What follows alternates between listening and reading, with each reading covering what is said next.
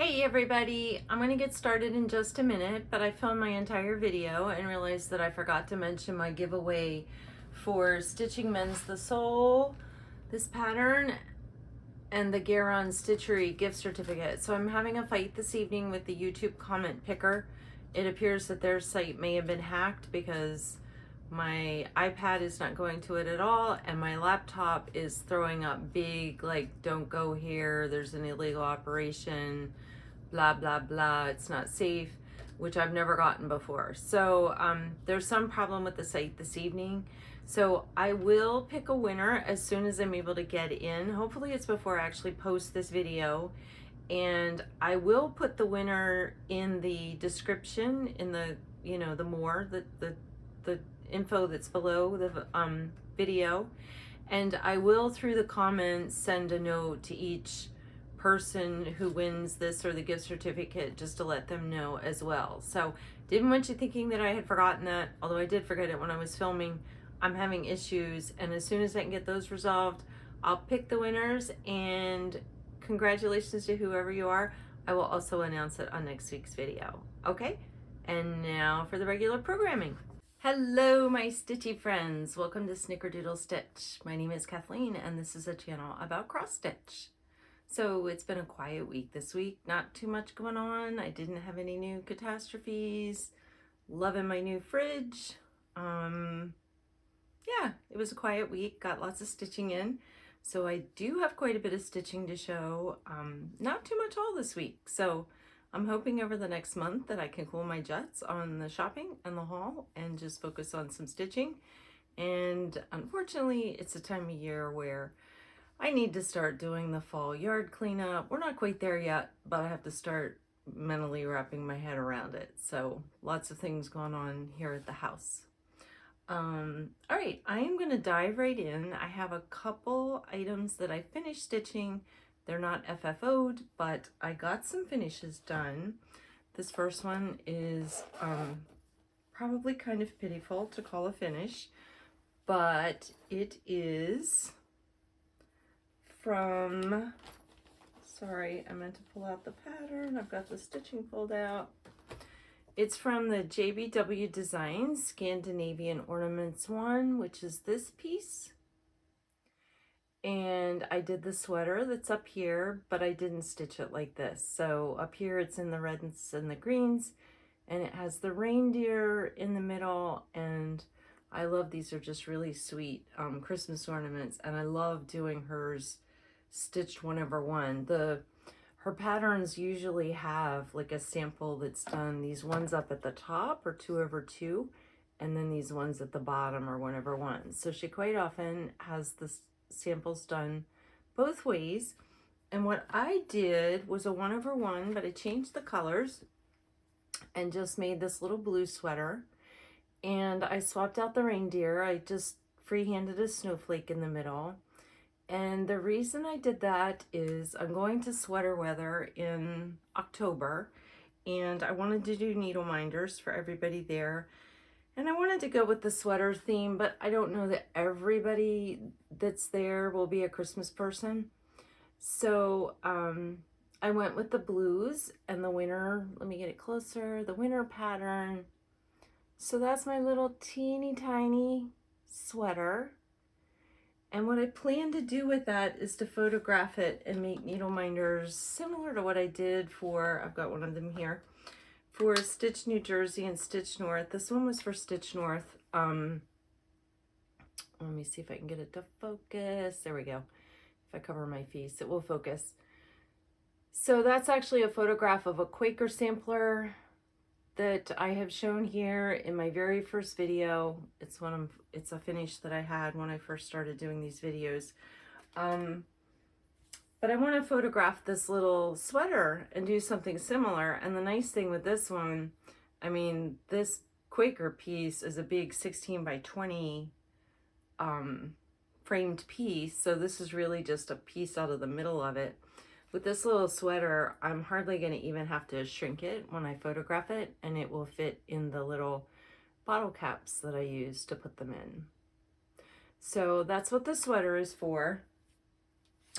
So I soon will be starting to get done I need to get about 100 done is what Colleen said would be going. So for anybody who doesn't know, Sweater Weather is a retreat hosted by Rebel Stitcher, and it will be in Philadelphia at a Hilton right, it's right off Columbus Avenue for anyone who knows Philly. It's on the east side of the city by the river. So, yeah, it's a retreat that's happening in October. I emailed her, put a message on Facebook group, I think, saying how many people would be there, and she said it would be just under 100, so that's cool. I can plan on 100. It's not nearly as overwhelming as doing 325 like I did for StitchCon. Yeah, and Stitch North was 200 some. 100 gets into the reasonable, I can get this done range. So those don't actually take that long once I get started, and now that I have the stitching picked out. I didn't want to do that same Quaker piece. I used that same Quaker piece for Stitch New Jersey, but I didn't use as big of a section. Like this is a lot of the piece in there. What I did was I just centered in on one of the Quaker motifs, and that was what I photographed and enlarged or reduced to put in here. So it will just be the little sweater in there. I do want to do some more of those ornaments in the reds and the greens.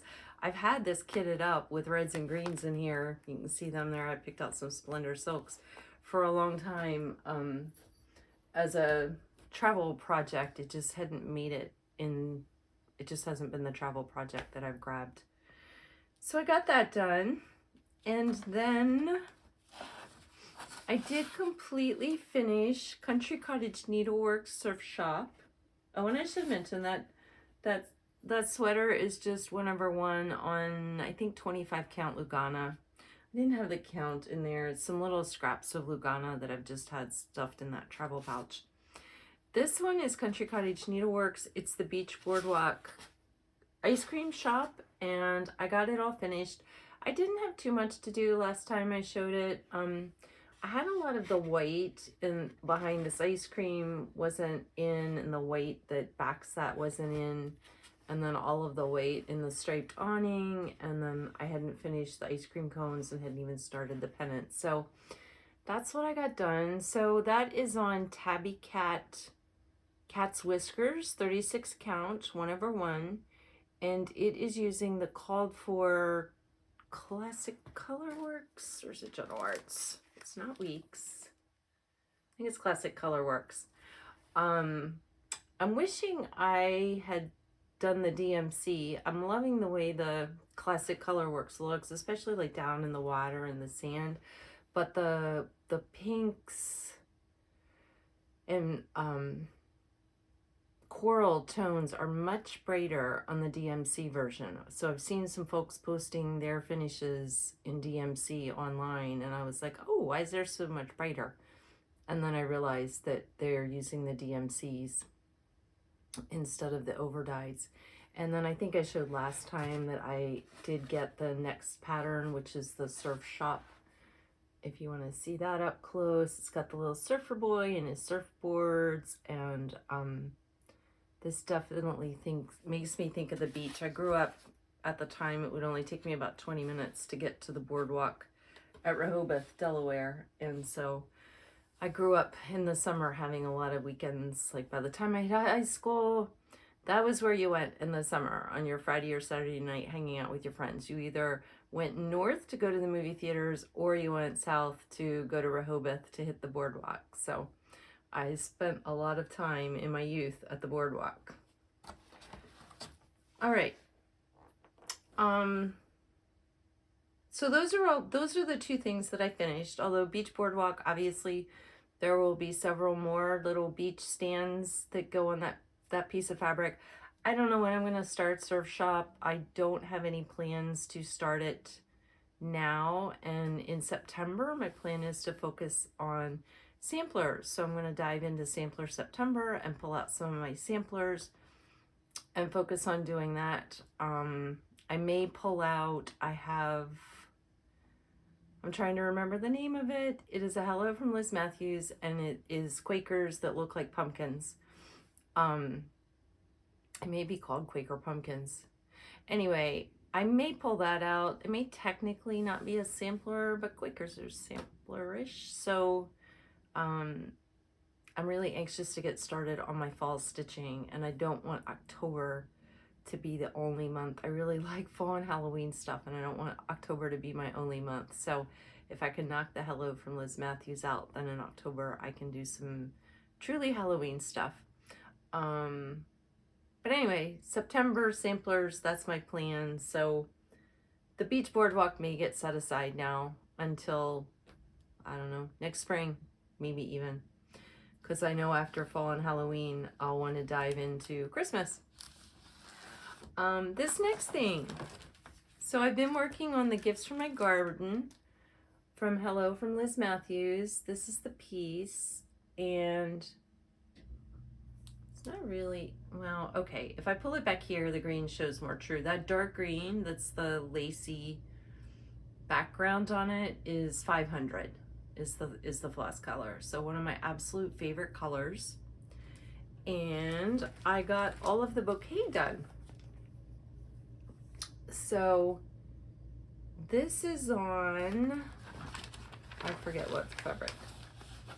This is on 32 count Mystic, oh yeah, Mystic Fabrics, called Everything Else.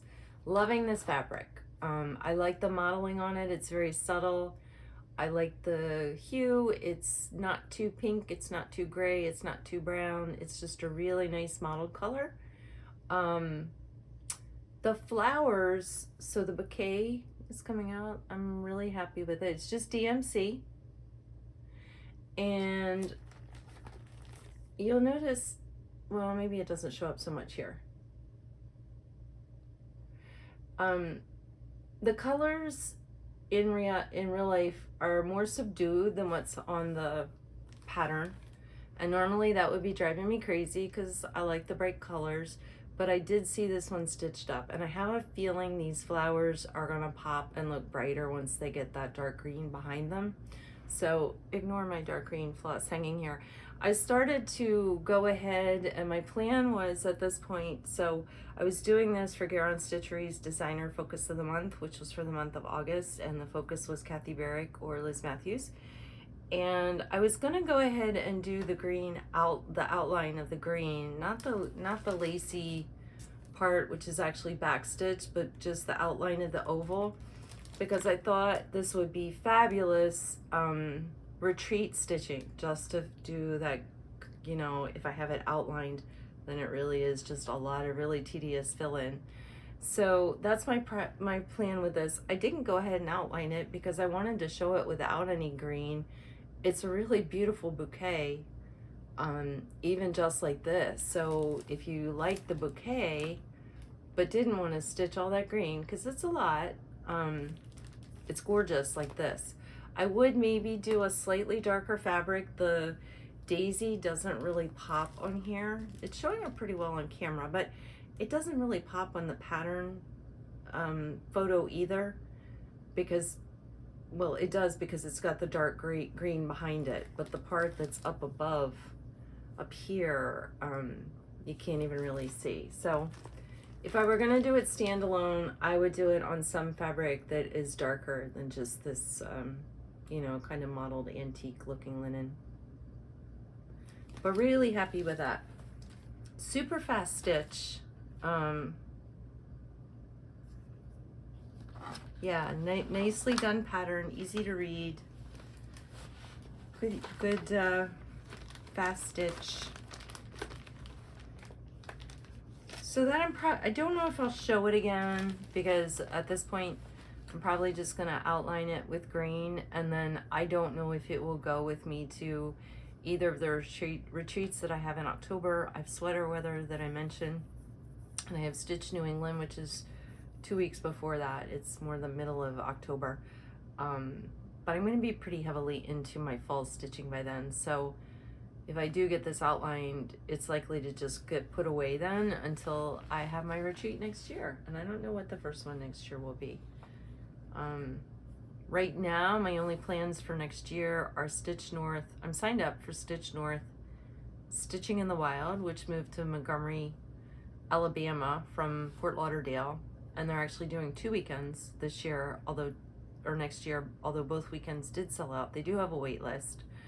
And then I would like to do Stitch New Jersey again, but those 3 may be my only retreats next year. I haven't decided. So yeah, that's gonna get set aside for a while now. This next one, I'm not sure why I grabbed this. I did this traveling the other day, but I had pulled this Sweet Wings. This has been kind of sitting in a pouch ready to go, and I grabbed it the other day, but it's this Sweet Wings Studio, Always Time for Tea, and it's the one, it's part of the collection. Different designers made patterns to go with a packet of silks that Treenway Silks put together for market this last spring. I don't have the silks. I bought this at Stitching in the Wild, and then decided I maybe did want the silks, and when I went back he was sold out of the silks, so I didn't bother getting the silks. I saw them after that, and the pink that's in here is a little more purpley than what just my tastes are, so I decided not to get the silks for it, and I'm doing my own colors. These are just DMCs that I randomly pulled, but I have the teapot done, and I've started on the flower border over here. There's quite a bit of stitching to do all this leafy border, and that's what I've started on there, but the teapot is finished. And this is 2/2 on 28 count black Jobelan, which is actually pretty easy to stitch on. I was curious because I hear a lot of people complaining about black, and I am using my light, and actually now that I think about it, I'm using the magnifier on it as well, and normally on 28 count I don't need the magnifier. I might use it just to keep my eyes from fatiguing, but I don't really need it, so maybe black is a little trickier. All right, this next one, I've been working on the Madame Chantilly Notte di Stelle. I think, it's Italian. I don't know Italian. I can read the French that's on here, but on the actual piece itself, but the name of the pattern is in Italian, which I don't know how to pronounce. And previously I had some of these flowers on this side done. I had most of the big poppies done. I didn't have the centers done, and I made a lot of progress on this week. So I am doing this on 32 count Lugana from Fabrics by Stephanie, and it's called Nantucket Sky. And so I got the centers done in the flowers, and then really everything from these 2 large poppies down is what I did this week. So I got the smaller buds finished and all of those grasses, and I've started the words and got one of the big poppies in down here. So I was really happy with this progress.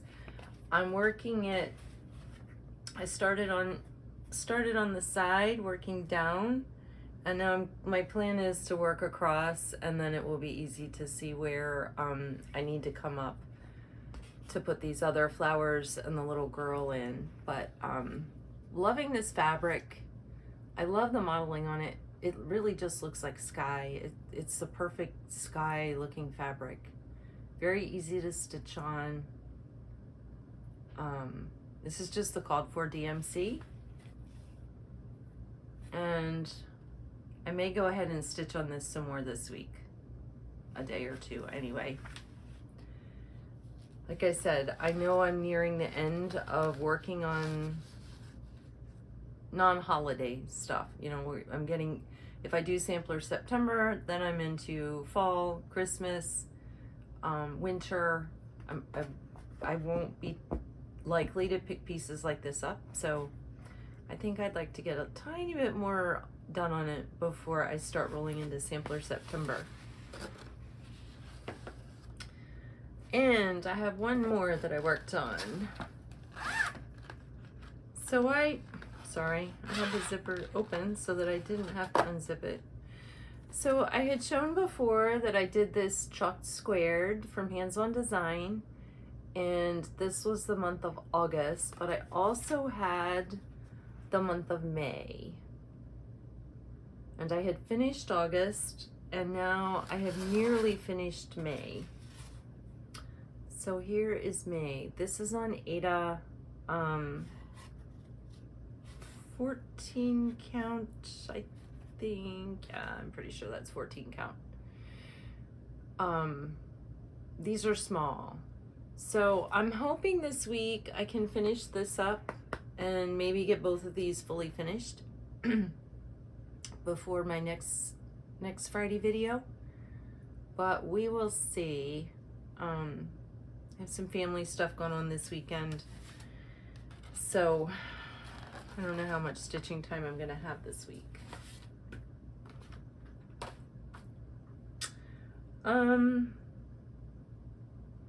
Okay. Now I'm gonna move into,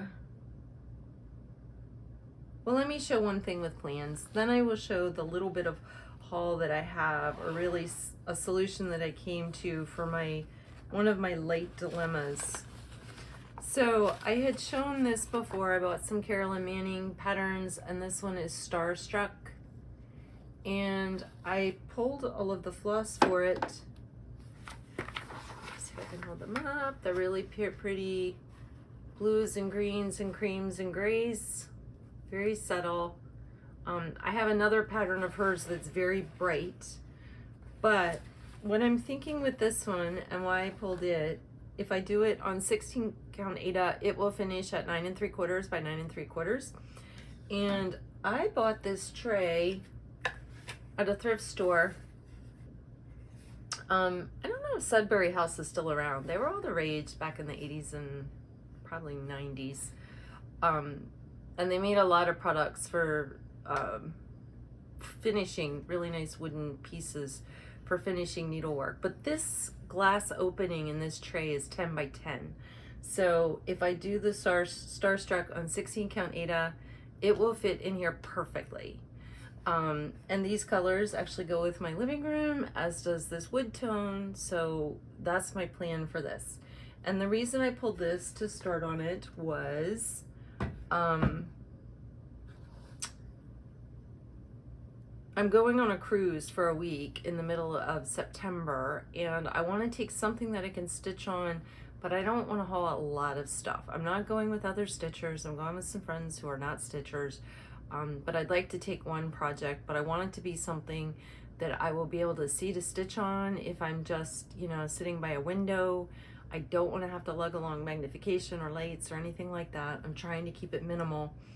And 16 count Ada, I can see fine. And this doesn't have any quarter stitches or anything crazy. It's a lot of block stitching. So this would be perfect for a cruise piece. I already have my Ada cut. And I have it in one of the pouches that I showed last week. It doesn't really relate to the piece that's inside, but this will be my travel project, true travel project. So it's in the bag with the city travel theme. My Ada, I wanted to share, I sealed the edges of it with fray check, and a lot of you are probably familiar with fray check, but it was very popular back in the 80s. This was how you finished the edges of your fabric so that they wouldn't fray while you were working on them for months.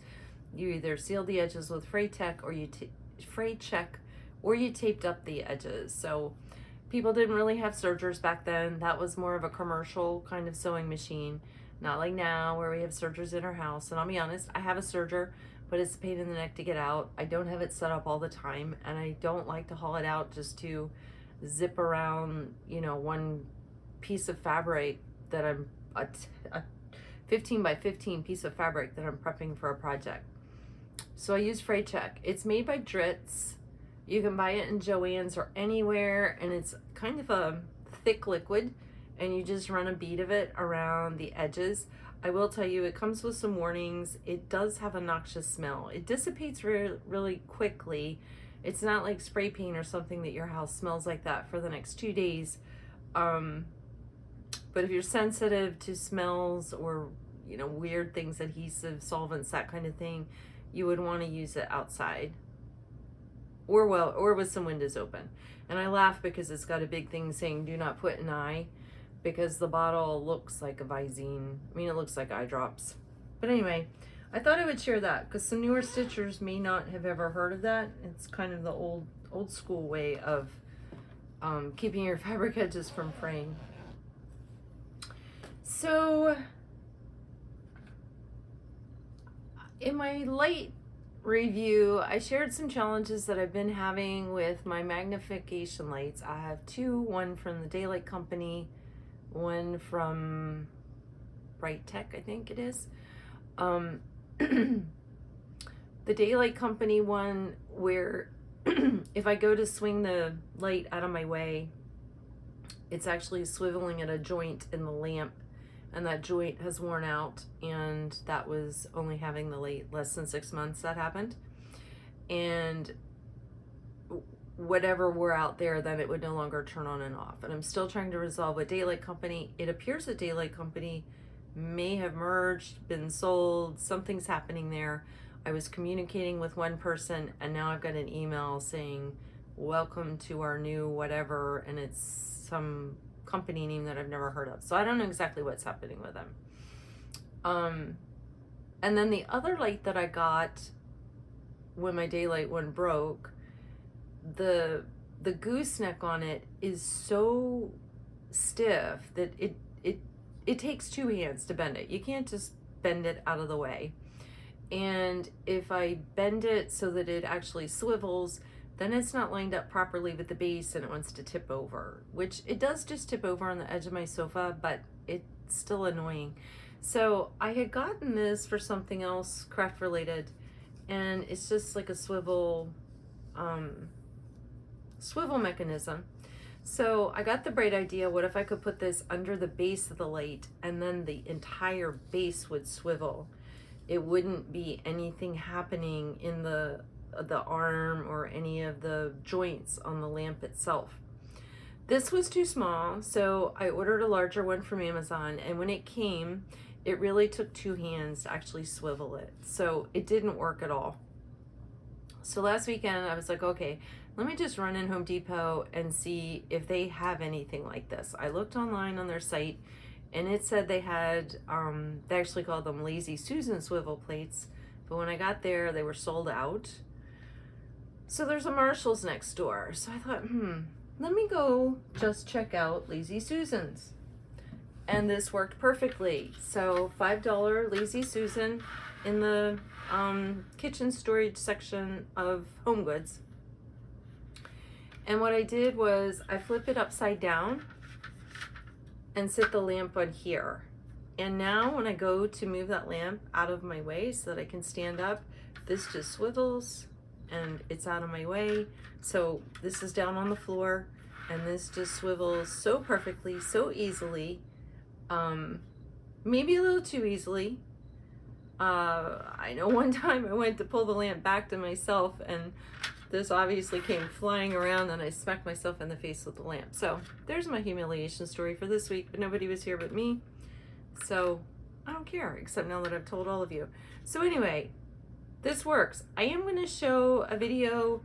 I filmed it already. I think I'm going to show it when I'm away on my cruise of my stitchy setup, like what I have around me when I'm sitting to stitch. And so I do have a clip of this Lazy Susan in action in my family room, so I'll show everybody. But if you struggle with anything with your lamps, you want to be able to move them that way, $5 Lazy Susan food storage.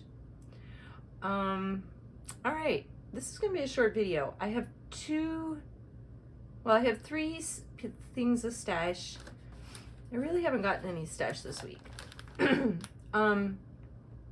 This was a gift. It's from it's a kit by RTO, and it's called Silver Morning, and it's a full coverage, and it's this gorgeous cat in a window in what looks like a European city.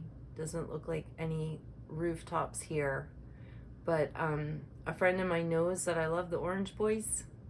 Most orange cats are boys, and this actually looks like my old cat Kitty.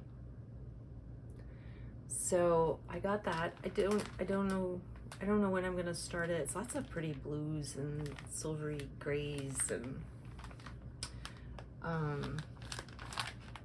it's just on Aida, so all full stitches. My next thing that I got, I had to order the 16 count Aida to work on the Carolyn Manning, my travel project, the Carolyn Manning. And so this has been on my wish list for a long time at 123 Stitch, and I went ahead and ordered it. It's called Earth Goddess from Joan Elliott Design, and let me get rid of the glare. It is beautiful, and I'm not sure I'm ever gonna do it. So here she is. I thought she just, you know, I loved her face. It's like gorgeous kind of fall colors. I loved all the greens springing up. I opened it up. The chart is enlarged, so it's very easy to read, but there are a ton of half stitches and back stitching. It is almost like Teresa Winsler, which I haven't finished. So I'm not gonna say never, but this one's gonna take a lot of, I don't want to say thought. I'm gonna have to really be in the right mood to face it.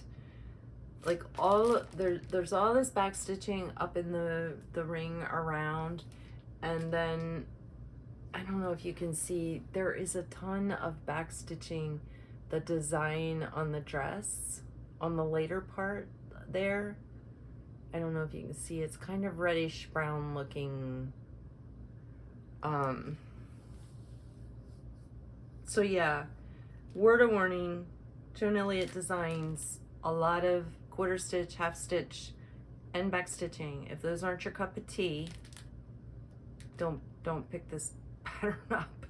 I can't speak to her other patterns, but I do really love this one, so I may just bite the bullet and do it. If I do it 2/2 on like a Lugana, it's not that it's the back stitching that I don't want to do. So that was my haul, and then the only other thing that I got when I was at the, oh, that was something else I was going to tell everybody. When I was at a thrift store, I got this hand stitched like dresser scarf. It's on both sides. One side has a little stain on it. Yeah, there it is right there. It has a little tiny stain right here. But I have some stuff that will get that out. So what I wanted to do was make a couple envelope style project bags and use this on the flap. Yeah, because I got this for $3. And it's hand stitched. It's really cute. Let me hold it up closer. It's really cute embroidery. And it's got a nice lace edge. So I got that to make some project bags. And that is all of my haul. I did mention in my last video I had shared some free stash, and one of the things I shared was this Mary Moe and Flurry pattern from Krynic. And I did go to Krynic's website, and it is a free download. So I put the link in my last video, but I'll put a link here as well. So if anybody wanted those cute little snowmen,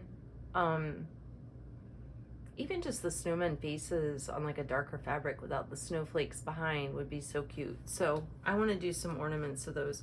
The snowman's faces are only 10, 20, like 30 by 40. So they're small.